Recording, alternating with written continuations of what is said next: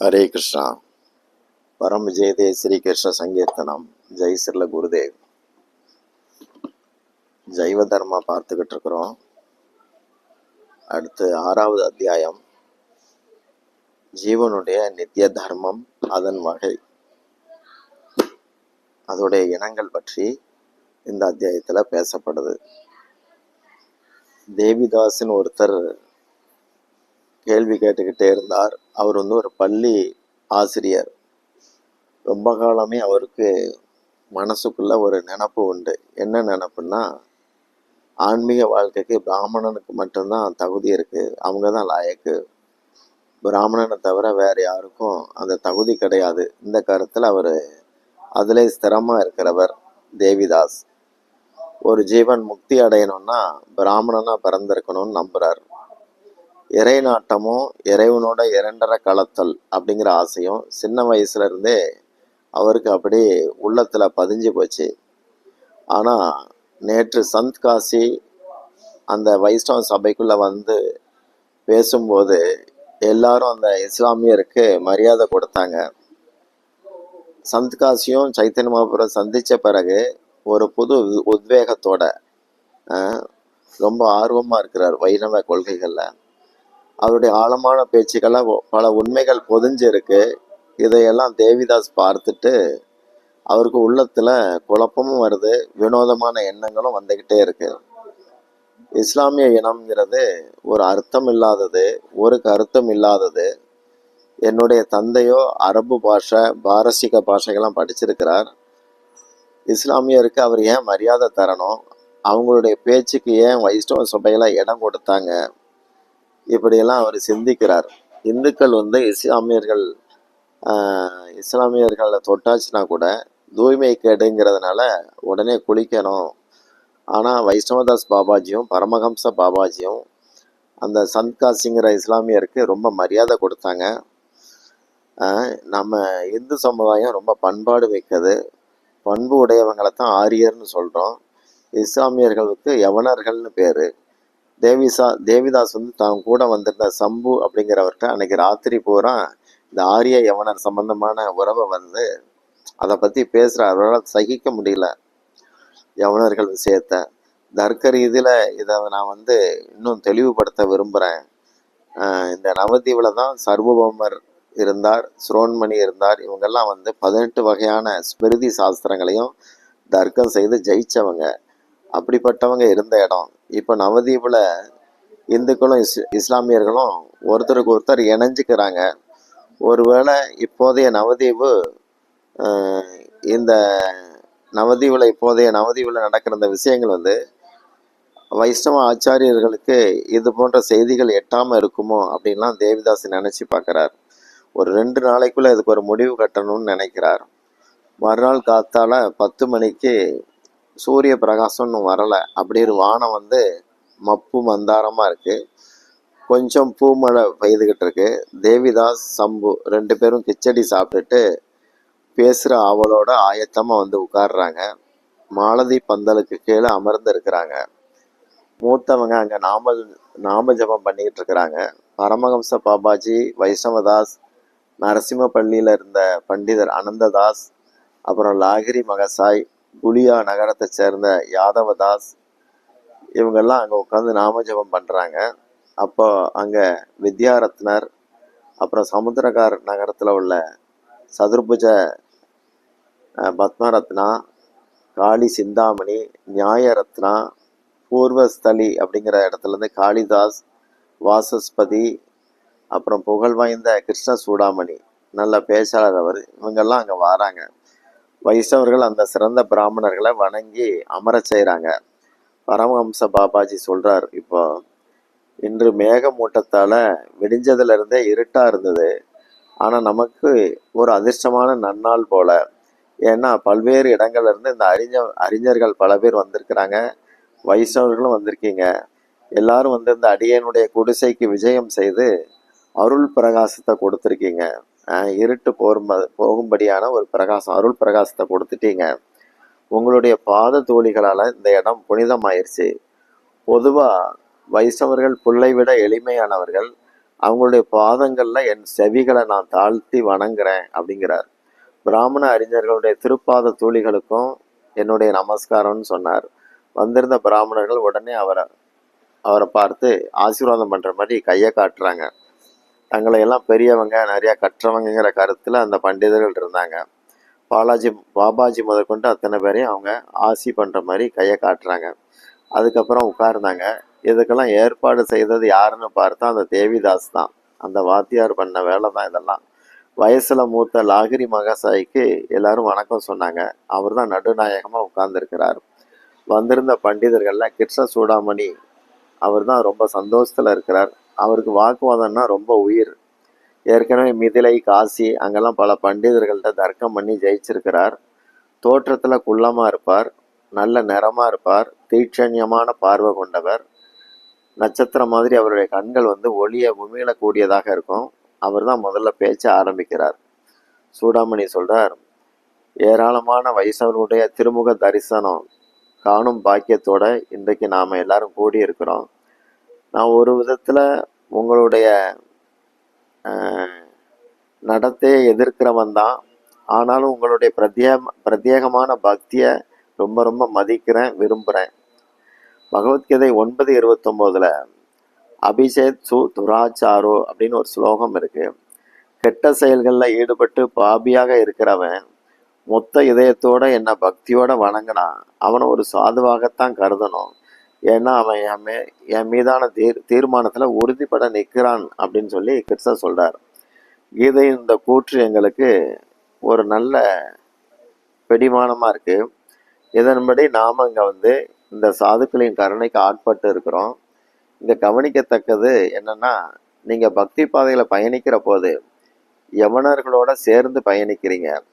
பக்தியின் சாக்குல இஸ்லாமிய சகவாசம் வச்சிருக்கிற உங்ககிட்ட அதை பற்றி கேட்டு தெரிஞ்சுக்க, விவாதிக்க நாங்க விரும்புறோம். அதற்காக தான் கூடி இருக்கிறோம். உங்களில் யார் தெளிவுபட இதை பேச முடியுமோ அவங்க எங்களோட விவாதிக்க வரலாம். இப்படி கிருஷ்ண சூடாமணி சொல்ல, அந்த பேச்சை கேட்டு வைஷ்ணவ சபையில அத்தனை பேருக்கும் மன உளைச்சல் உண்டாயிருச்சு. இப்போ பரமஹம்ச பாபாஜி பேசுறார், நாமெல்லாம் முட்டாள்கள், விவாதிக்கிற அளவுக்கு அறிவு கிடையாது, அந்த அளவுக்கு எதுவும் தெரியாது.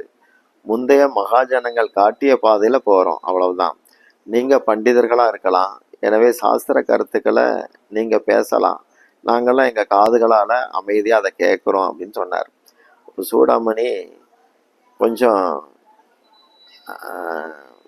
அதாவது கொஞ்சம் பரபரப்பாயிட்டு, இது என்ன பேச்சு, இந்து சமுதாயத்துல இருந்துகிட்டு சாஸ்திர விரோதமா வாழ்ந்தா உலகத்துக்கு அது நல்லதில்லை.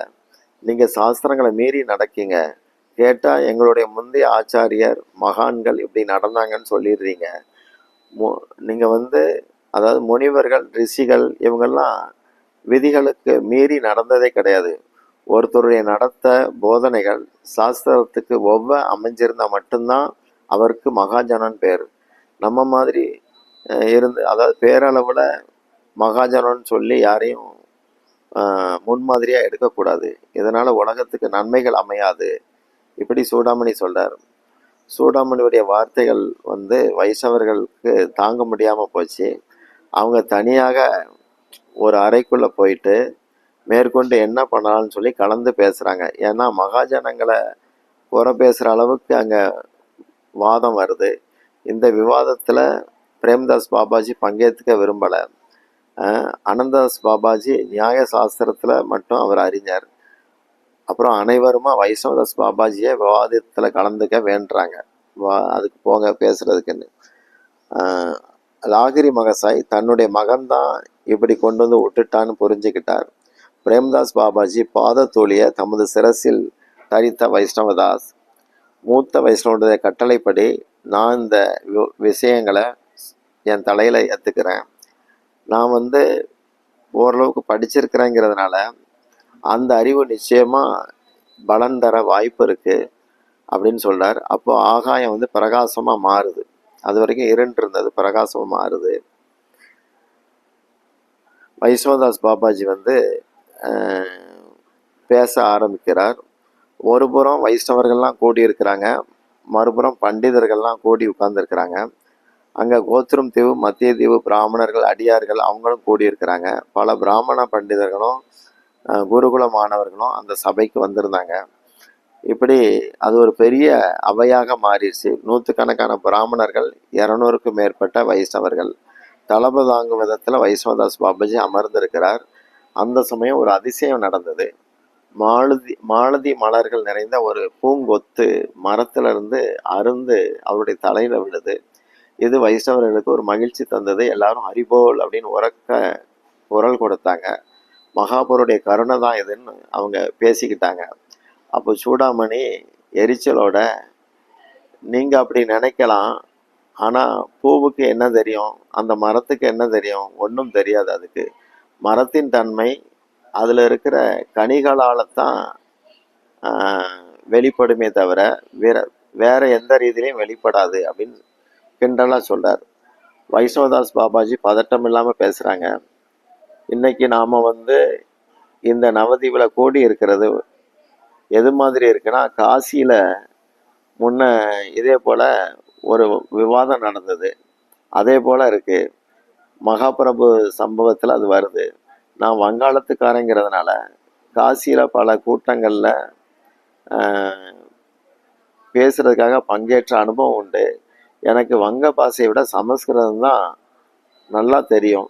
அதனால சமஸ்கிருதத்திலே விவாதத்தை வச்சுக்கலாம், இதற்காக அவையில அனுமதி கோருகிறேன் அப்படின்னு சொன்னார். அப்போ சூடாமணிக்கு அதிர்ச்சி ஆயிட்டு. சமஸ்கிருதம் இவருக்கு மனப்பாடமாக தான் தெரியும், பேசுகிற அளவுக்கு தெரியாது. அதனால முதல்ல சூடாமணிக்கு பயம் வந்துருச்சு.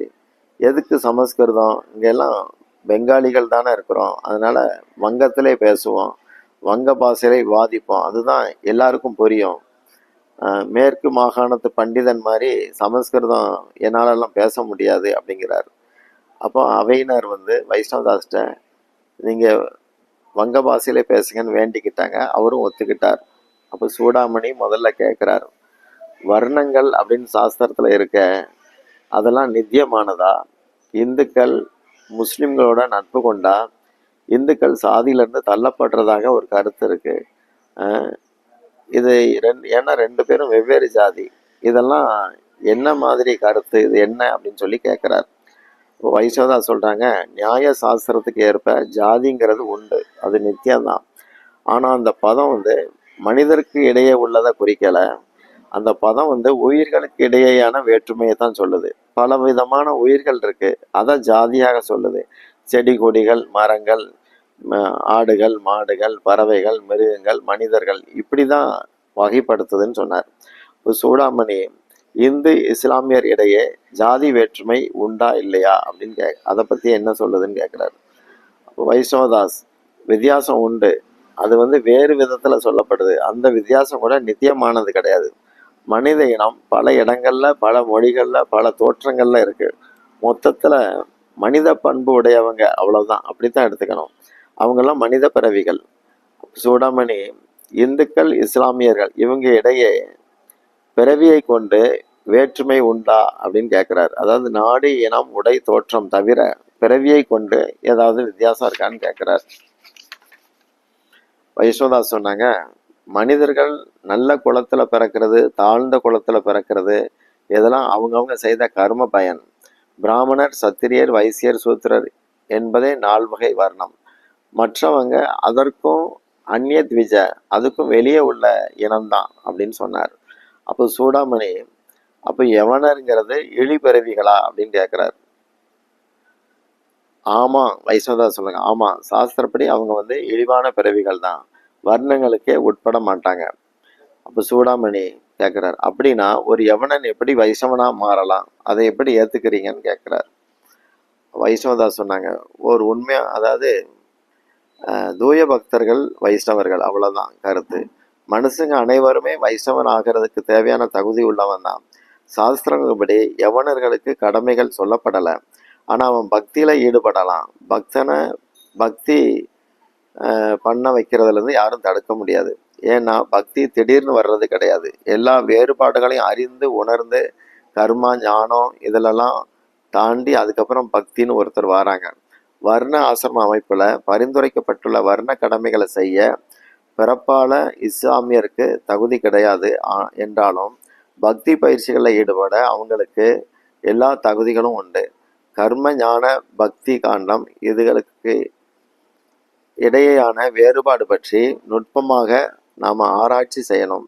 தனக்கு சாஸ்திரத்தின் உட்பொருள் தெரியும் அப்படிங்கிற அர்த்தத்தில் பேசுறது அவ்வளவு சிறப்பல்ல, இப்படி வைஷ்ணவதாஸ் சொன்னாங்க. அப்போ சூடாமணி கேட்குறார், சரி, ஒருத்தருடைய நற்செயல்களால் மனசு சுத்தம் அடையுது, மனம் சுத்தமானதும் ஞான தெளிவு கிடைக்குது. ஞானம் பெற்ற பிறகு சிந்தித்து பார்த்து ஒரு சிலர் பிரம்ம நிலைக்கு போகிறாங்க. பிரம்மத்துக்கு வடிவம் கிடையாது, அவங்க வடிவமற்ற உருவமற்ற பிரம்மத்தை ஆதரிக்கிறாங்க. இன்னும் சிலர் திவ்யமான பண்புகளை கொண்ட பகவானுடைய சொந்த வடிவத்தை ஏற்றுக்கிற வைஷ்ணவர்களாக இருக்கிறாங்க. முதல்ல கர்மத்திற்கான தனது தகுதியை நிறைவு செய்யாம ஒருத்தரால வைஷ்ணவராக மாற முடியுமா முடியாதா, இந்த மாதிரி கேள்விகளை அவர் கொண்டு வரார்.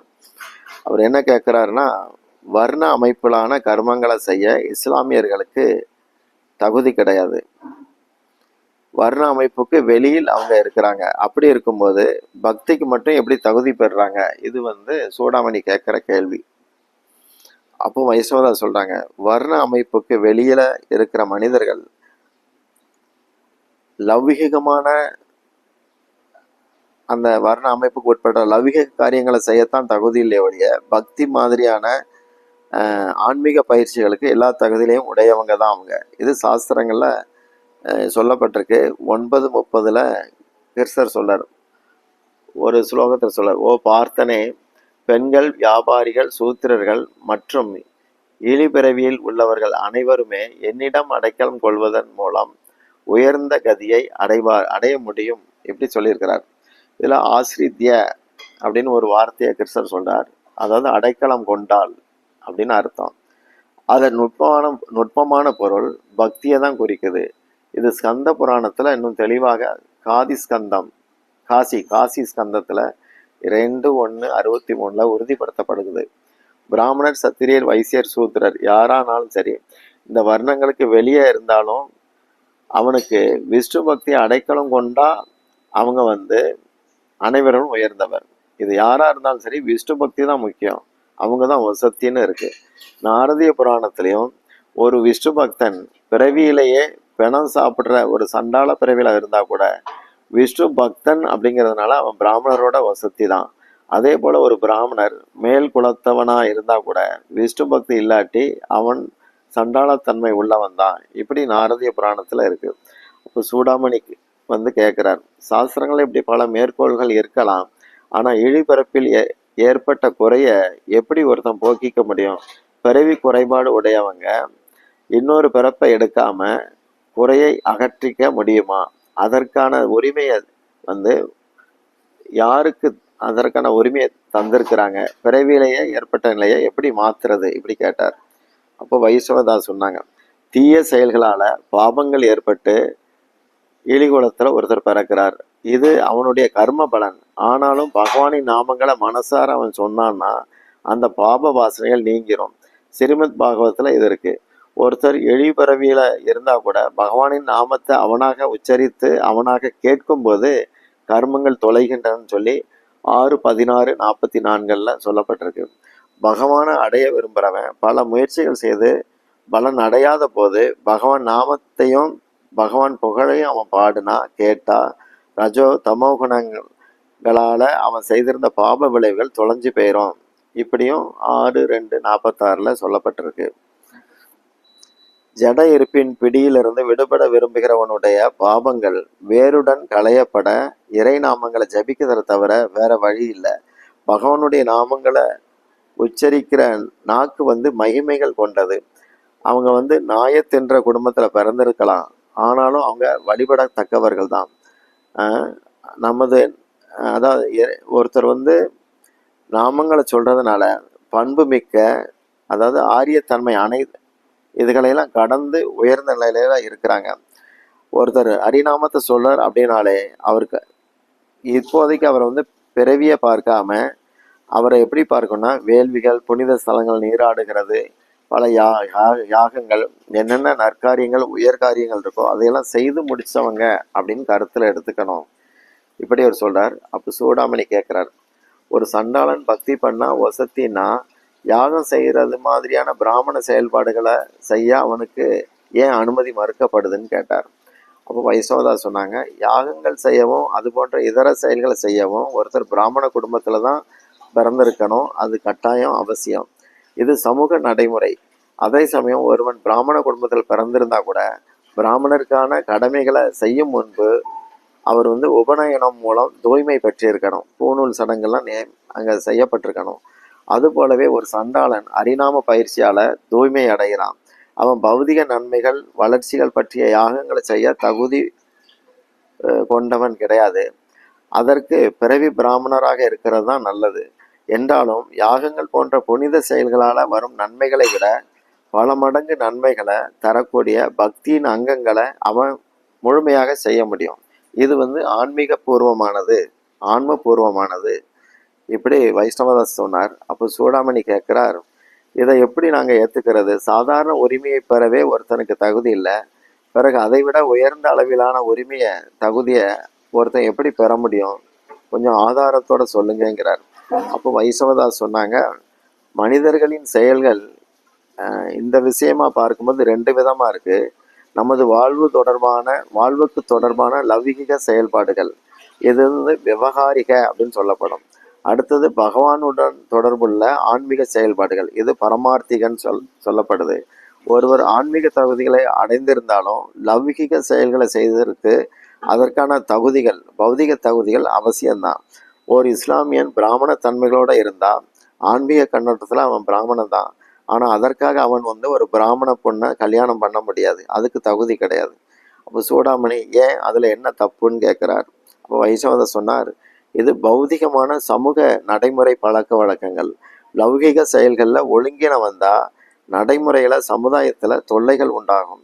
ஒவ்வொரு சமுதாயமும் தத்தமது கடமைகளை செய்யும் விஷயத்தில் ஒரு பூரண மனநிலையோடு இருப்பாங்க. அப்பேற்பட்டவங்க சமூகத்தில் நடக்கிற ஒழுங்கினங்களை பொறுத்துக்க மாட்டாங்க. சமூக நியதிகள் அவரவருக்கு அவசியமான ஒன்று. அதே சமயம் ஆன்மீக வாழ்விலான பக்குவம் ஆன்ம தளத்திலானது, அது பௌதிக களங்கமற்றது. ஆன்மீக வாழ்க்கையில் உடல் சார்ந்த விஷயங்கள் கீழ் நோக்கியதாக இருக்குது. முன்னேற்ற பாதையில் இருக்கிறவனுக்கு கீழ்த்தரமாக இருக்க மனம் ஒப்பாது. யவனர்கள் என்பது குலப்பெயர். அவன் இயல்பால் குணத்தால் பிராமணர் ஆக சாஸ்திரத்தில் இடம் உண்டு. அவன் எவ்வளவு முன்னேறினாலும் எவ்வளவு பெரிய கனவானனாக இருந்தாலும் பிராமண குல பெண்ணை மணக்க உரிமை வராது. ஆன்மீக உரிமைகளையும் சமுதாய நடைமுறைகளையும் இதன்படி நீங்கள் புரிஞ்சுக்கங்க. இப்படி வைஷ்ணவதாஸ் சொன்னாங்க. மேற்கொண்டு நாளைக்கு பார்க்கலாம். ஹரே கிருஷ்ணா.